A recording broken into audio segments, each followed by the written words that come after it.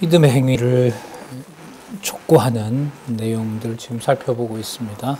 조금 전에 25절에 자유하게 하는 온전한 율법을 들여다보고 그 안에 있는 자, 그들은 도를 행하는 자, 그들이 바로 복받은 자이다.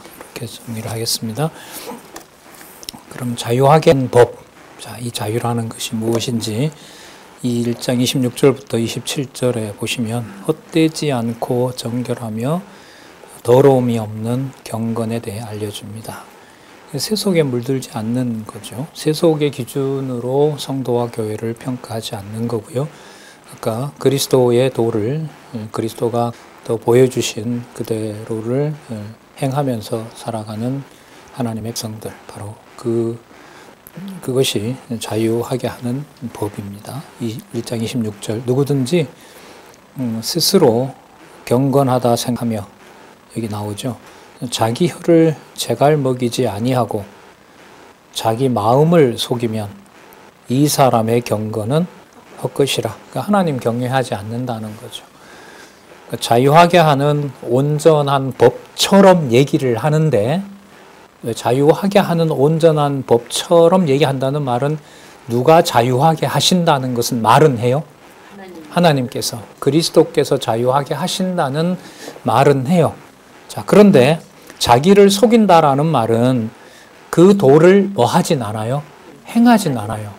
그 행하지 않는 게 가장 먼저 드러나는 게 뭐냐면 자신이 받아야 될 이익과 불이익을 계산해서 자기 기준에 맞지 않을 때 썩내는 거예요. 썩내는 것이고 화내는 것이죠. 이것이 그러니까 도덕적 행위를 말하는 거예요? 도덕적 행위를, 드러난 행위를 가지고 말하는 건가요? 그 근본을 말하는 거예요. 그러니까 드러난 그 행위가 자기의 유불리를 따져서, 이게 바로 세속적 행위거든요. 성도와 교회를 그리스도의 지체라고 하면서 자기의 계산으로 얘기를 하고 말하는 거, 이게 바로 이제 그 자기를 속이는 거고요. 이러한 경건은 바로 헛된 것이다 라고 얘기를 합니다.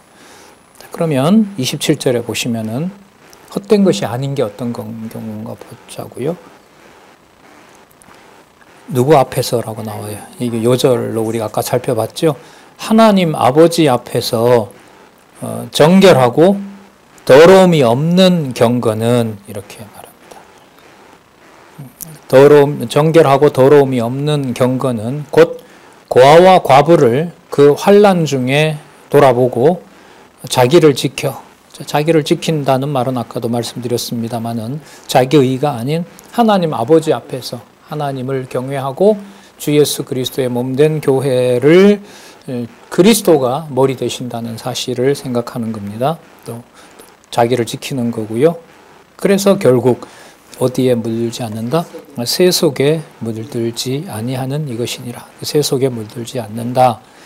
이게 바로 더러움이 없는 경건입니다. 이 세속은 세상이라는 말인데, 이 세상이라는 말이 가장 많이 나오는 것이 요한복음이죠. 여러분 잘 아시는 요한복음 3장 16절에 보면 하나님이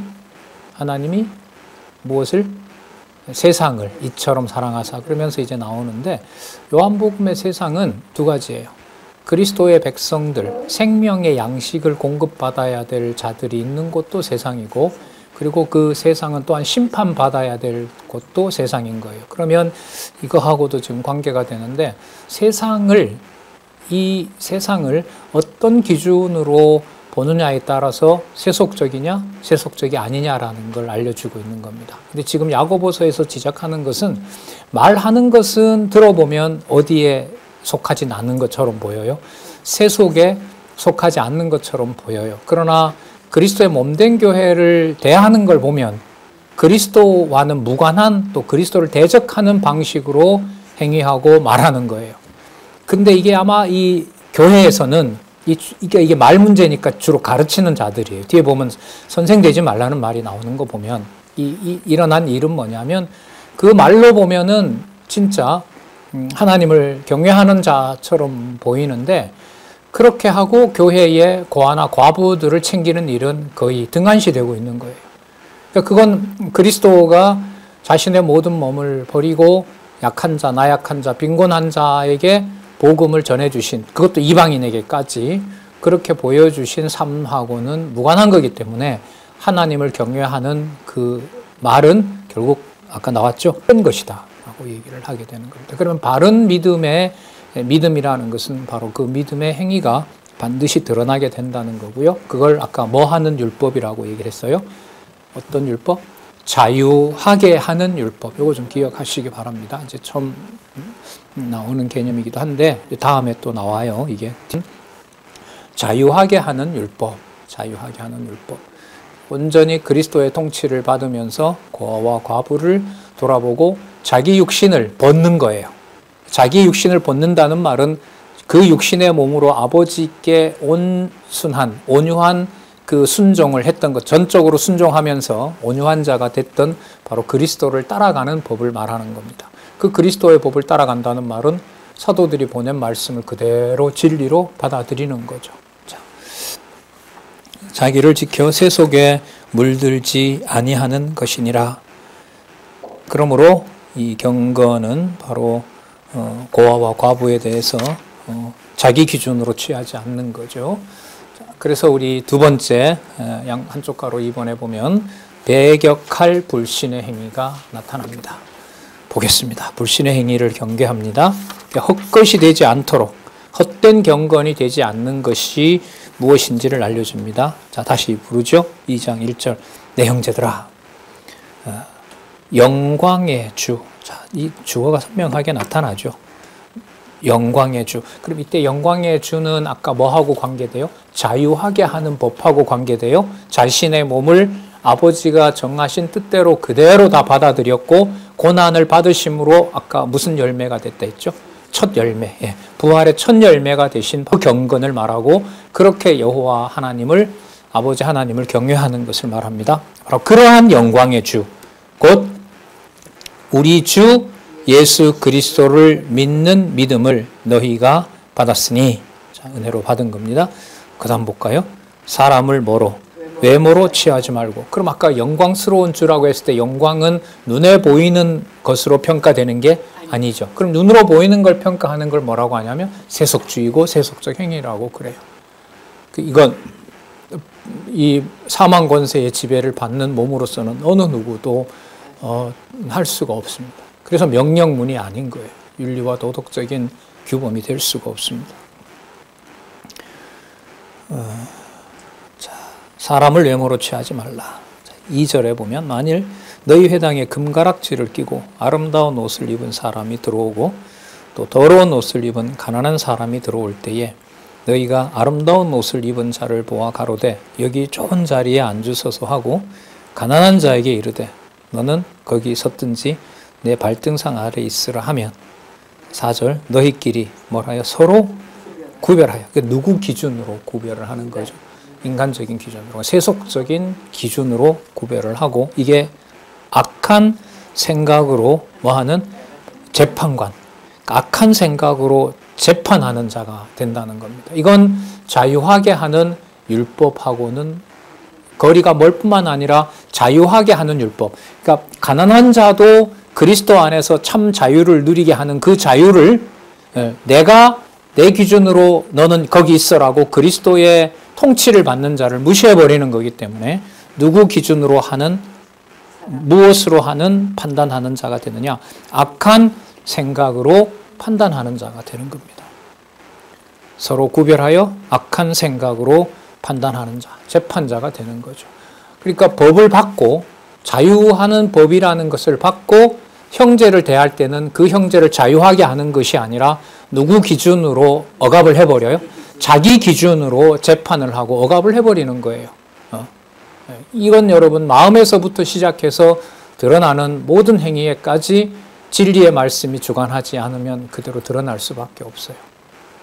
참 다행스러운 것은 우리 말씀운동 교회 동력자 협회 지난 40여 년 이상의 역사에서 우리 화요 강좌만 하더라도 상황은 어떻게 흘러가든지 간에 계속해서 그 중심에 여호와 계시라고 하는 말씀이 40여 년 동안 이 시간에 3시간 때로는 4시간 지속적으로 계속해서 같이 볼 수 있도록 해주신 게 너무너무 감사한 거죠. 예. 그런 역사도 아마 찾기 힘들 거예요. 진짜 앞으로 계속 이어지기를 또 여러분들도 기도하고 계시고요. 자, 너희끼리 서로 구별하여 악한 생각으로 판단하는 자가 되는 것이 아니냐.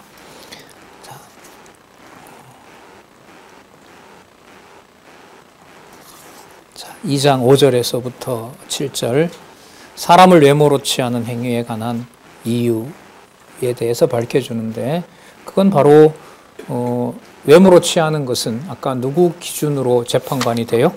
자기 기준으로. 그게 바로 악한 생각이라고 그랬죠. 악한 생각으로 재판관이 되는 겁니다. 자, 5절 다시 부르죠.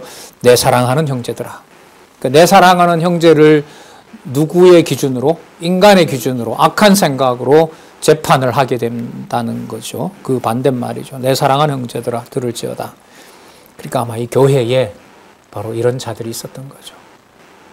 진리의 말씀을 예루살렘에서 듣고 몇천 명씩 돌아오잖아요. 그리고 나중에 사도 바울을 죽이려고 했던 그 40명의 자객들도 다 개종한 자들입니다. 대부분.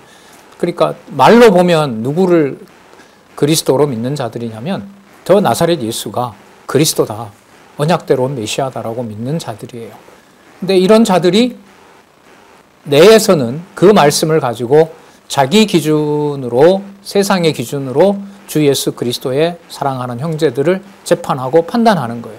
그래서 교회에 들어가면 가난한 자의 자리가 따로 있고 부한 자의 자리가 따로 있고 고린도 교회처럼 바로 거기에 어떤 서열이 있고 바로 이런 모습으로 타락한 상황이라고 할 수가 있겠죠.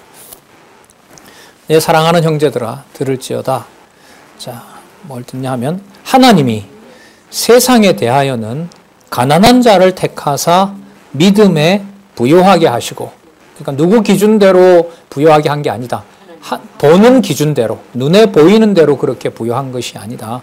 또 볼까요? 자기를 사랑하는 자들에게 약속하신 나라를 유업으로 받게 아니하셨느냐. 내 사랑하는 형제들아 아니냐. 그러니까 이 톤은 굉장히 이게 다급하고 사람들을 이렇게 몰아가는 거예요. 내 사랑하는 형제들 아니냐, 그렇지 않냐. 계속해서 이 수사학을 쓰고 있기 때문에 이 12지파들이 편집받는 그것은 되게 좀 문제로 보면 어려운 상황이라고 할 수가 있습니다. 가난한 자를 택하사 믿음에 부요하게 하시고 자기를 사랑하는 자들에게 약속하신 나라를 유업으로 주셨느니라. 여러분 1장 12절에 이 표현과 비슷한 말씀이 나왔죠. 1장 12절에 보면 다시 볼게요. 시험을 참는 자는 복이 있도다. 이것이 옳다 인정함을 받은 후에 여기 볼게요. 주께서 자기를 사랑하시는 자들. 자, 그럼 그들은 누구냐 하면 약속하신 생명의 면류관을 얻을 자들. 자, 다시 2장 5절로 보면 내 사랑하는 자들. 내 사랑하는 자는 어떤 자들이에요?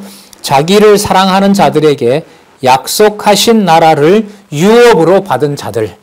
그러니까 믿음의 행위를 얘기를 하면서 이 야고보서는 그런 자들이 누구인가를 쭉 서술해 가고 있다고 보시면 돼요. 주 예수 하나님과 주 예수 그리스도의 종으로부터 시작해서 지금 보시면 자기를 사랑하는 자들, 자 그들은 또 누구냐 하면 약속하신 나라를 유업으로 받은 자들. 자 6절에 보면 너희는 그런데 오히려 가난한 자, 어떤 가난한 자냐 하면 하나님의 사랑을 입은 이런 말이죠. 하나님의 사랑을 입은 그 가난한 자를 뭐해요? 괄시한다. 누구 기준으로 재판을 해버려요? 자기 기준으로, 우리의 기준으로 재판을 해버리는 겁니다. 자, 그런데 그렇게 재판을 하고 자기가 자기 기준대로 악행을 하는 자들은 그 부자는 너희를 뭐하여 압제하며 법정으로 끌고 가지 아니하느냐. 그러니까 법정은 세상 법정이잖아요. 법정에 끌고 가는 것은 누가 이기려고 하는 거예요? 고소한 자가 이기려고 하는 거죠. 그럼 자기가 뭐해요?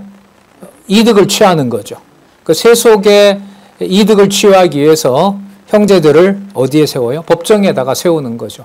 대표적인 예가 그리스도를 로마 법정에 세우는 겁니다. 예. 법정으로 끌고 가지 아니하느냐. 그러니까 재판을 상대적으로 부한 자가 이기게 돼 있어요? 아니면 약한 자가 이기게 돼 있어요? 부한 자. 그럼 고소를 누가 할 확률이 많아요? 부한 자가. 우리나라도 그렇잖아요. 돈 적으면 재판했다가 패가 망신하죠. 예. 그러니까 온갖 부정과 비리가 대한민국에도 지금 가장 OECD 국가 중에 가장 사법 체계가 엉망인 나라가 대한민국이라고 하는 것은 어쨌든 일반 은총적으로 보면 수치스러운 것이긴 하죠. 그러니까 부한 자가, 강한 자가 법정으로 가자라고 하는 것은 바로 이게 바로 교회 내에서 일어난 일인 거죠. 안타까운 상황입니다. 저희는 너희에게 대하여 일컫는 바, 자, 그 아름다운 이름을 회방하지 아니하느냐. 그 아름다운 이름은 뭐냐 하면 아까 5절에 나왔던 거예요. 자기를 사랑하는 자, 하나님을 사랑하는 자들이고, 다르게 말하면 약속하신 나라를 뭐한 자? 유업으로 받은 자. 그 아름다운 이름을 가진 자를 법정에다 세우고 재판하고 그 사람 패소하게 하고 내가 이득을 취하는 경우인 거죠. 그 세속적 행위의 전형적인 예라고 할 수가 있겠죠. 그 다음 여러분 2장 8절에서부터 13절에 보시면 여기 율법이 아닌 또 한 번 나옵니다. 율법이 아닌 어떤 법? 자유의 법대로 행할 것과 그 이유에 대해서 살펴봅니다.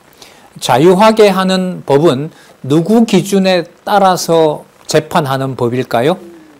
인간일까요? 자유하게 하는 법의 재판장은 누구세요? 그리스도이시죠. 그러니까 그리스도께서 선과 악을 주관해 가신다는 거죠. 그러나 부한 자들이 재판에다가 가난한 자를 끌고 약한 자를 끌어다가 붙이는 것은 누구의 이득을 취하기 위한 거죠? 자기의 이득을 취하려고 하는 거죠. 자, 이런 자들이 지금 이 교회에 있는 거예요. 자, 그래서 여기서 다시 한번 자유케 하는 법을 소개합니다. 2장 8절, 너희가 만일 성경에 기록한 대로 내 이웃 사랑하기를 내 몸과 같이 하라. 레위기 19장 18절 말씀이죠. 내 이웃을 내 몸과 같이 사랑하라 하신 최고의 법을 지키면 잘하는 것이거니와 만일 너희가 여기 나와요. 외모로 사람을 취하면 뭐 하는 것이다? 죄를 짓는 것이다.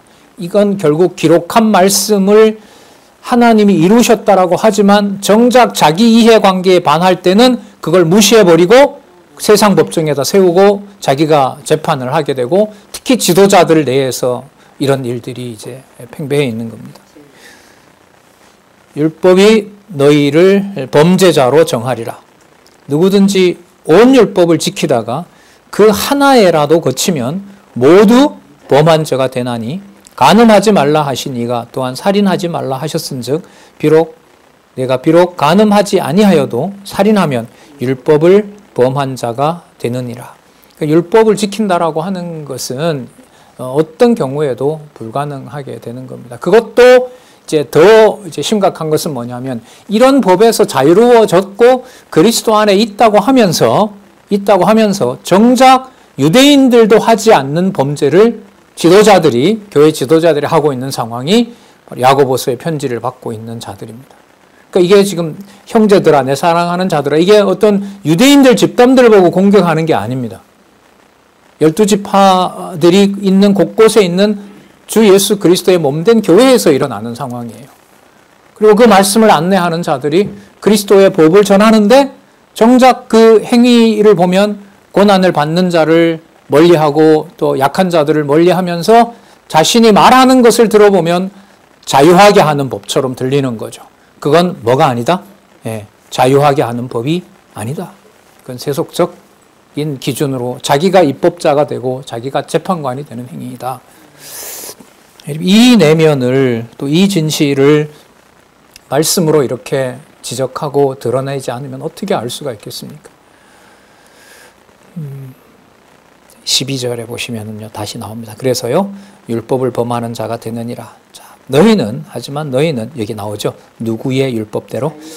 어떤 율법대로? 자유의 율법대로 심판받을 자다. 자, 그러면 자유의 율법대로 심판한다라는 말은 바로 약속하신 나라와 생명의 면류관을 얻도록 그 법을 실천하는 자들이죠. 아까 실행한다는 얘기 나왔었죠?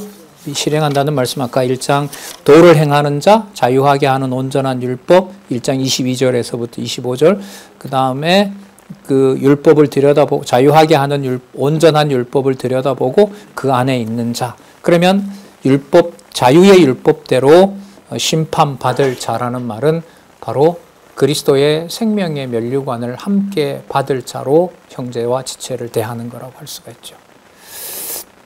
자유의 율법대로 심판을 받을 자처럼 말도 하고 행하기도 하라. 이게 바로 자유의 율법대로 심판을 받을 자라는 거죠. 그럼 이때 말하고 행한다라는 것은 누가 머리 대신 사실로 가는 거예요? 그리스도가 교회의 머리 되신다는 사실로. 그리고 믿음의 시련에 대해서는 바로 그것을 그대로 누구 탓하지 않고 받아들이는, 바로 행하는 바로 그런 자들이라고 할 수가 있겠죠. 자유의 율법대로 심판을 받을 자처럼 말도 하고 행하기도 하라. 자, 그리고 아까 성내지 않는다는 말씀도 나왔었죠. 자, 13절에 성을 내다가 안 되면 재판에 세우죠. 그렇죠? 내가 이렇게 얘기했을 때 내 말이 관철이 안 될 때 권력을 가진 자가 재판에 세우는 거죠. 자, 너희는 자유의 율법대로 심판받을 자처럼 말도 하고 행하기도 하라. 자, 13절에 보시면 나와요. 무엇을 행하지 않는 자? 긍휼을 행하지 아니하는 자에게. 그럼 이때 긍휼하고 조금 전에 자유의 율법대로 심판받는 것하고 똑같은 말이죠. 그죠? 자유의 법대로 심판을 받는 것이고, 그것은 다른 형제에 대해서 어떻게 드러나죠? 긍휼을 행하는 것으로 드러납니다. 이런 긍휼은 자비예요, 자비. 자비로우신 하나님 이럴 때 바로 그 긍휼인 거고요. 자비성을 말하는 겁니다. 이 주석에 보면 나왔는데, 자유의 율법은 그리스도의 법이고요. 사랑의 법인 것이고, 그 다음에 여러분 로마서 8장 1절인가요? 보면 생명의 성령의 법이라고 기억하세요? 그거죠. 생명의 성령의 법. 이게 바로 자유의 법이라고 보시면 됩니다. 그게 13절에 긍휼을 행하지 않은 자에게 긍휼 없는 심판이 있으리라. 그럼 이제 긍휼을 강조하게 됩니다. 그 다음 볼게요. 긍휼은 무엇을 이기고? 심판을 이기고 자랑하느니라. 그럼 하나님의 그 인애로부터, 하나님의 자비로부터 다른 형제를 재판하고 다른 형제를 그 판단하고 하는 것을 금하는, 바로 그것이 하나님께 받을 심판을 이기는 것이고요. 또 그 긍휼은 바로 뭘 이긴다? 심판을 이긴다는 사실을 알려주는 겁니다. 그러니까 권세 있는 자에게 그리스도가 자신이 당하신 일이 단지 인간적으로 수치라고만 본다면은 그것을 뭐 할 수는 없어요. 자랑할 수는 없죠. 자랑할 수가 없습니다. 그러면 자랑할 수 있는 것은 살아계신 아버지의 뜻대로 이루어진다는 믿음의 토대 위에서 이것이 바로 우리 아까 지나왔지만 뭐라고 했죠? 영광의 주가 되시는 일로 받아들이게 될 때 또 그것이 긍휼이 바로 심판을 이기고 긍휼을 자랑할 수 있는 일이 된다는 겁니다.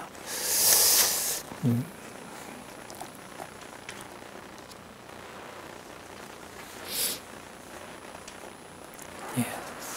9295페이지 이 정리된 부분을 한번 읽어볼까요? 두 번째 단락에 밑에서부터 일곱 번째 줄. 여기 이기고 자랑하느니라는 말은 헬라어로 카타카우 카오마이라고 하는데, 이는 뭐뭇에 대하여 자긍하다 또는 매우 기뻐하다, 의기양양하다. 야고보는 그리스도를 믿는 자들의 긍휼은 심판에 대해 두려워하지 않고 기뻐하기 때문이라는 뜻으로 말한 것이다. 그리고 여러분, 이때 의기양양하다 또 매우 기뻐한다라는 게 야고보서 시작할 때 어떤 상황에서 일어나는 일이에요? 시련과 환난. 그리고 그 시련과 환난이 단지 당하는 것이 아니라 영광의 주가 받으신 것이고, 아까 뭐 하는 율법? 어떻게 하는 법? 자유하게 하는 율법. 그리고 그 자유하게 하는 율법, 그 기록을 보면서 그 안에 머물고자 하는 자, 바로 고난 가운데서 하나님의 말씀을 받아들이고 다른 지체들을 판단하지 않는 자, 이게 바로 믿음의 행위. 야고보서에서 세속적 행위의 반대말인 바로 믿음의 행위라고 우리가 정리를 할 수가 있습니다. 자, 그러면 2장 14절에서부터 26절에 보시면 무익한 믿음을 경계합니다. 무익한 믿음이라는 말은 행함이 없는 거죠. 행함이 없고, 아까 우리 살펴본 대로 긍휼이 없는 거예요. 긍휼하심이 없는 경우가 바로 무익한 믿음입니다. 자, 2장 14절 보시면 내 형제들아, 계속 부르죠. 사건만. 내 형제들아, 만일 사람이 믿음이 있노라 하고 행함이 없으면 무슨 이익이 있으리요? 그 믿음이 능히 자기를 구원하겠느냐? 여러분, 여기서 믿음은 막연한 게 아니에요. 아까 믿음의 시련, 고통, 또 자기 모든 것을 버려서 고아와 과부를 사랑하는 그 행위, 그걸 포함한 믿음이라고 보시면 되고, 그 연결은 히브리서 13장에 가면 너무나 선명하게 나와 있다는 거, 그것도 같이 연결하시면서 보시기 바랍니다. 자, 15절, 만일 형제나 자매가 헐벗고 일용할 양식이 없는데 너희 중에 누구든지 그에게 이르되 평안히 가라, 편안하게 살아라, 좀 따뜻하게 해라, 왜 밥 먹지, 배부르게 해라 하며 그 몸에 쓸 것을 주지 아니하면 무슨 이익이 있으리요? 이 일이 유대인들 이스라엘 교회에서 일어나고 있는 겁니다. 그러니까 아시겠죠? 그러니까 말로 보면 진짜 신구약을 정통하면서 진짜 사도들에게 배운 것처럼 잘 전달을 하는데, 고아와 과부를, 그 교회의 약한 자들을 돌보는 일에 있어서는 소홀히 하고 있는 거죠. 소홀히 하고 있는 겁니다.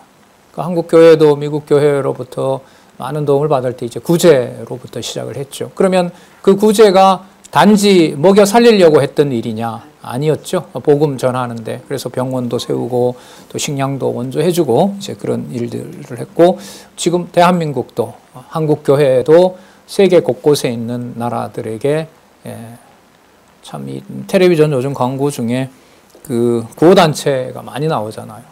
진짜 다 하게 되면 몇십만 원인데 할기도 뭐하고 그냥 무시하고, 너무 어떨 때 너무 좀 미안해서 확 돌려버리기도 하고 하는 건데, 뭐 예를 북한 돕기부터 시작해서 뭐 많은 것들이 있죠. 그래서 규모가 되는 만큼 형제들, 믿음의 형제들 가운데 구제를 받아야 될 자들에 대해서 돌보는 것은 뭐 너무너무 당연한 거죠. 누구든지 그에게 이르되 평안히 가라, 더웁게 하라, 배부르게 하라 하여 그 몸에 쓸 것을 주지 아니하면 무슨 유익이 있으리요? 17절. 이처럼 뭐함이 없는, 행함이 없는 믿음은 그 자체가 뭐한가? 죽은 것이라. 다르게 말하면 믿음은 반드시 뭘 동반한다? 행함을 동반한다. 그게 무슨 법이다? 자유하게 하는 법이다. 그게 자유의 법이다. 그럼 자유의 법은 세속적 행위를 다 떨치는 거예요. 맞죠? 그럼 세속적 행위를 다 벗어버린단 말은 누구 기준으로 성도를 볼 수 없는 거죠? 자기 욕심 기준으로 보지 않는 거예요. 그러니까 그 자유라는 말을 한번 명확하게 정리를 하실 필요가 있습니다. 자유는 벗어나는 거예요. 어디에서? 세속적 기준에서 벗어나는 거죠. 그럼 세속적 기준에서 벗어남으로 지체를 누구 기준으로 보게 돼요? 그리스도 안에서 통치하는 생명의 면류관을 받을 자로 보는 겁니다. 오늘 우리 이렇게 살펴봤잖아요. 1장에서부터 2장 4절까지 이런 관념으로 여러분들의 육체와 또 여러분의 신체를 가지고 살아가는 이른바 가정을, 또 이웃들을, 친척들을, 또 지체들을 그렇게 바라보고 경험하고 한 부분들이 많아요? 적어요? 거의 없어요? 거의 없죠, 사실. 거의 없죠. 그러니까 주어진 이 육체가 시작하는 그곳을 이런 기준으로 세속적 행위라는 것을 고민하면서 자유케 하는 법에 대한 관념으로 이 가정을 이렇게 생각해 보는 것은 좀 적다고 생각을 해요. 자, 그래서 감사한 거죠. 이렇게 말씀을 듣고 요즘 계속 강조합니다마는 에베소서에서부터 시작해서 하늘에 속한 신령한 복이 이 땅의 육의 몸을 가지고 살아가는 지체들을 통해서 오늘 나왔던 말씀으로 보면 하늘에서 하늘에 약속하신 생명의 면류관을 얻도록 하는 자유의 법, 이 법이 그 짧은 또 간단한 지체 사랑에서 성취된다고 하는 것을 성경과 연관을 시켜준다는 게 이게 보통 복입니까? 그냥 그래 저렇게 돕는 거지. 성경은 그런 차원을 말하는 건 아니거든요. 그러니까요, 이 교양본을 보면 이렇게 유대인들이 박해받으면서 섰던 이 교회를 AD 70년에 다 진짜 싹 멸해버리고 수십만을 멸해버린다? 이건 진짜 인간의 어떤 감정으로 이 역사를 정리하기는 힘들어요. 예? 없습니다. 이 말씀을 이렇게 따라가면서 고민을 안 할 수가 없죠. 행함이 없는 믿음은 그 자체로는 죽은 것이다. 다르게 말하면 믿음은 반드시 행위를 동반하게 되고 과와 고아를 돌보는 믿음이고, 자유케 한다는 말은 세속적 기준에서 벗어나도록 해준다. 그래서 권계하고 밝혀주고 알려주고 계속해서 지도하는 자들이 이걸 안내해 주는 거죠. 그리고 거기에 그렇게 안내하는 자가 그리스도의 통치를 받지 않으면은 이 편지 수신자들의 교회처럼 넘어지는 거죠. 2장 18절에서부터 22절 좀 더 강하게 얘기를 하는데요. 어떤 사람이 말하는데, 너는 믿음이 있고 또 나는 행함이 있으니, 어떤 사람이 나는 믿음이 있습니다, 저는 좋은 믿음을 가졌습니다 하면, 나는 행함이 있으니 행함이 없는 내 믿음을 내게 보이라. 나는 행함으로 내 믿음을 내게 보이리라. 그러니까 지체를 사랑하는 자들, 같은 말을 하더라도 지체를 섬기는 자들이 있고, 또 그들을 오히려 재판에까지 세우는 자들이 있는 바로 그 경우에 그 행함이 그렇게 말하는 것하고 차이가 나는 것이 아니냐. 그리스도의 생명의 면류관을 함께 받을 자로 그렇게 대하지 않지 않느냐. 어떻게 한 게 뭐가 있느냐. 이렇게 이제 강하게 얘기를 합니다. 19절. 내가 하나님은 한 분이신 줄 믿느냐? 잘하도다. 귀신들도 믿고 떠느니라.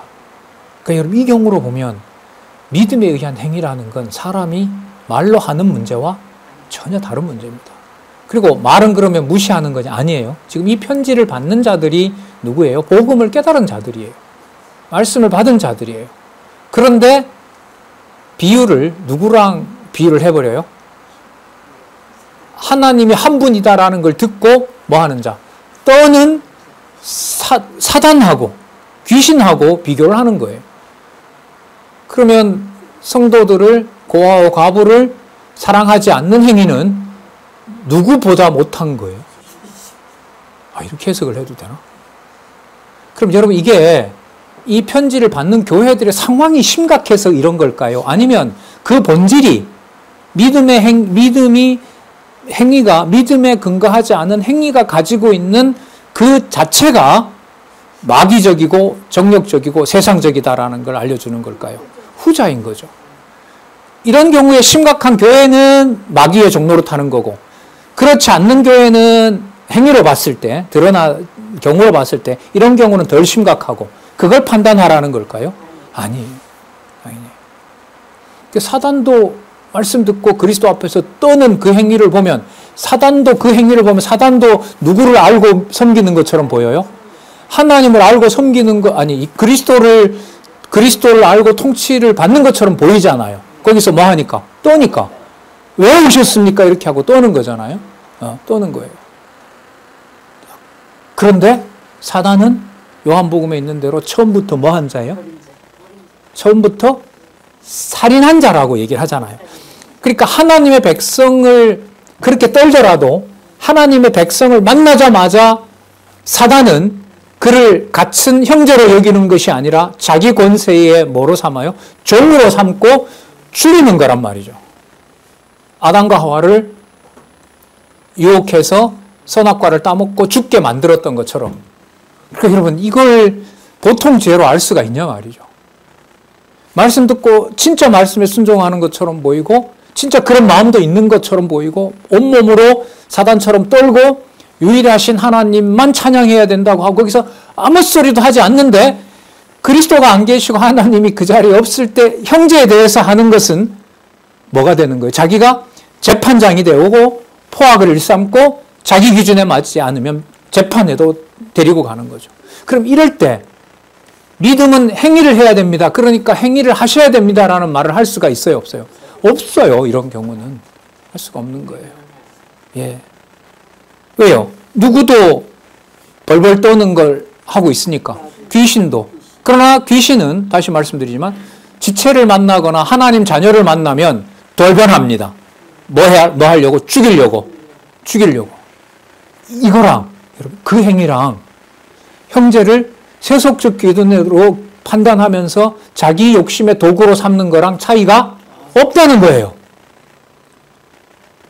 그래서 이 말씀이 이걸 읽으면 젊었을 때 이제 제 기분이었는데 청년 때 막 온갖 것을 말씀 듣고 자유로워서 방종으로 모든 걸 하고 싶을 때 이게 반감이 몰려올 수밖에 없어. 이걸 도대체 누가 하란 말이냐? 누가 할 수 있단 말이냐? 예.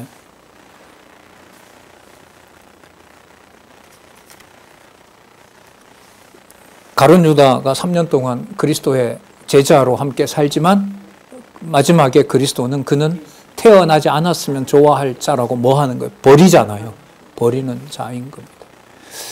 그러니까 이런 면에서 여러분 이 기독교를 비판적으로 바라보는 이 철학자들이나 이 인본주의적인 신학자들은 기독교야말로 비정하고 뒤정하고 사람에게 맞지 않는 종교다라고 비난을 하는 겁니다. 조금만 더 이제 생각을 해보게 되면 그런 비난이 오는 거죠. 그 말은 다르게 들으면 우리에게 주어진 믿음을 하나님이 원하시는 아름다운 믿음의 열매, 하나님이 원하시는 의의 열매를 맺게 되는 것은 전적으로 누구의 은총과 누구의 사랑이다? 하나님의 사랑과 은총이고 그건 그 현장에서 누가 살아계신 것을 찬양하는 내용으로 결론이 날까요? 하나님 살아계신 것으로. 그래서 여러분 야고보서 5장에서 그냥 여호와로 다 모든 상황을 다 주어를 만들어 버리는 거예요. 여호와 개념 다른 어떤 본문보다가 야고보서의 결론으로 난 것이 너무 선명하고 좋습니다. 귀신들도 믿고 떠드느니라. 이 심각한 것 같아요. 허탄한 사람아. 공허하다라는 거죠. 그러니까 귀신들도 그리스도를 알아보고 떠들고 말을 하고 하는데 형제를 대할 때는 그렇지 않아요. 자, 그 자가 바로 허탄한 사람이죠. 행함이 없는 믿음이 헛것인 줄 알고자 하느냐? 자, 당연히 알아야 된다는 거죠. 자, 그러면서 유대인들에게 중요한 바로 아브라함 사건을 듭니다. 우리 조상 아브라함이 그 아들 이삭을 제단에 드릴 때에 뭐함으로? 행함으로 의롭다 하심을 받은 것이 아니냐. 여러분 이 구절을 딱 떼서 너무너무 오해가 많고 잘못 가르친 거죠. 아브라함 봐라. 믿기만 했느냐. 뭘 하지 않았느냐. 행하지 않았느냐라고 얘기를 하죠. 자, 그게 아니죠. 행함으로 의롭다 하심을 받은 것이 아니냐. 그러면 이 말은 아브라함에게 믿음의 시련을 통해서 최초에 하나님이 약속하셨던 그 믿음을 누가 주신 것이다? 하나님이 주신 것이다. 하나님이 주신 것이다. 아까 하나님이 주시지 않으면 귀신들도 뭐 할 수 있어요? 떨 수 있어요. 하나님 경외하는 것처럼 보여요. 그러나 아브라함에게 하나님이 믿음을 주셨고 그 주신 믿음이 아브라함의 뭘 통해서 괴로운 그 심경으로 믿음의 시련을 당하면서 그 행위를 통해서 마지막에 하나님이 주시고자 했던 것을 확정하시는 거죠. 따라서 지금 받고 있는 시련은 아브라함이 하나님께서 시련을 통해서 믿음을 주시고자 했던 그 과정이므로 아브라함이 받은 것처럼 그 시련을 여러분들도 받는 것이 당연합니다. 당연합니다. 그리고 부하다고 하는 자들, 형제들을 재판정에 세우는 자들, 바로 그런 것들은 어떤 것이냐? 허탄한 것이고 바로 헛것이고 헛된 믿음입니다. 라고 질타하는 내용이죠. 이 말씀은.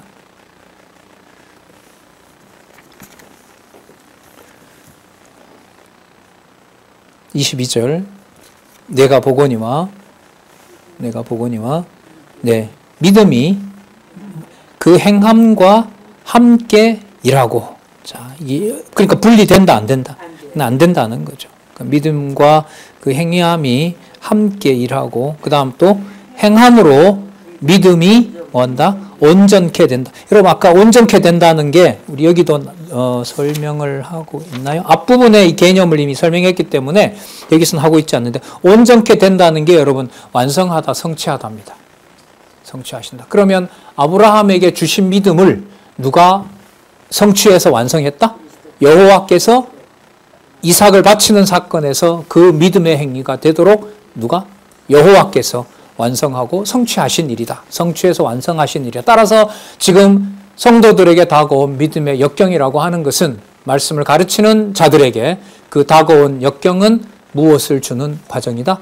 그 믿음의 행위까지 온전하게 하려는 과정이다. 그게 바로 세속적 행위를 배격하게 하는 상황이 됩니다. 그러니까 22절은 어떤 실천 규범을 얘기하는 것이 아니라 믿음 그 자체가 가지고 있는 행위의 능력, 행위에 드러난 하나님의 완성하시는 하나님의 능력을 강조한다고 할 수가 있습니다. 23절에서부터 26절을 보시면 자, 다시 성경적 근거를 듭니다. 그 다음 여러분 잘 보시기 바랍니다. 여기서 재밌어요. 아까 행함으로 믿음이 뭐 된다 그랬어요? 온전케 된다 그랬죠? 그러면 아까 그 아브라함 사건은 이삭을 드리라는 그 사건으로 주신 믿음을 뭐 하신다? 완성하시는 것이다. 그래서 여호와를 찬양하도록 하는 것이다. 이거였어요. 자, 23절에 이에 그렇기 때문에 성경에 이른 것처럼 아브라함이 하나님을 믿으니, 여러분 이거 여호와입니다. 아브라함이 언약대로 이루시는 여호와를 믿으니 이것을 뭐로 여겼다? 의로 여기셨다 하는 말씀이 응하였고 성취하였고,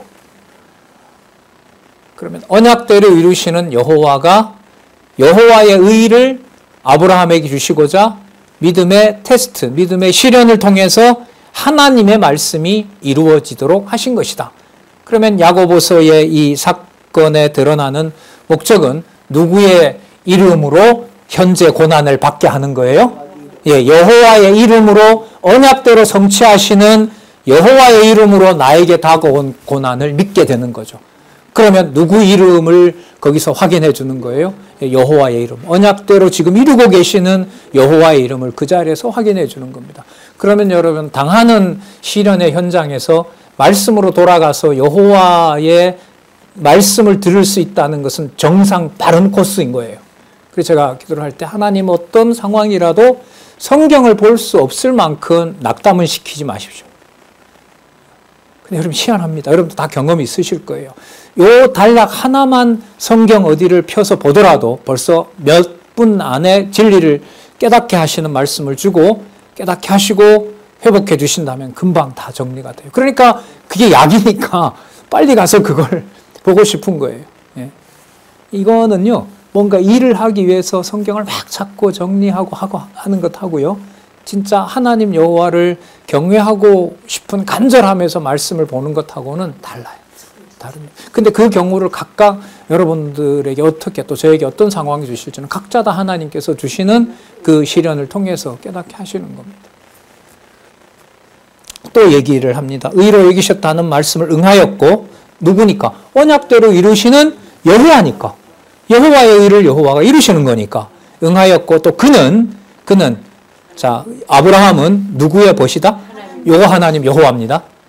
요 두 가지 다 여호와예요. 히브리어 성경이 그래 되어 있습니다. 여호와의 벗이라 칭함을 받았다. 여호와 뜻이 뭐냐면 언약대로 이루시는 분이다. 그러면 지금 주어진 믿음의 시련도 누구의 이름을 계시하는 과정이 된다. 여호와의 이름을 계시하는 과정이 된다. 그런데 세속적인 자들은 그 여호와의 이름을 얘기를 하면서도 주어진 자신의 시련을 자기의 이해 타산에 따라서 받아들이지 않게 된다. 그 자체가 심판이다. 살았고 운동력 있는 말씀의 심판이다. 그러니까 이게 여러분 누구 보고 이렇게 하라는 도덕적인 명령이 될 수가 없어요. 없어요.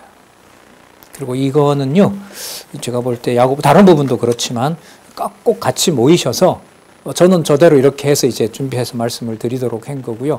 여러분들이 말씀을 읽으시고 이 말들을 제가 이렇게 말을 하듯이 지체들하고 서로 이해가 되는지를 확인하는 것도 의미가 있다고 봅니다. 그래서 요즘 확인하는 공부들을 많이 하시는데 또 추천을 드립니다.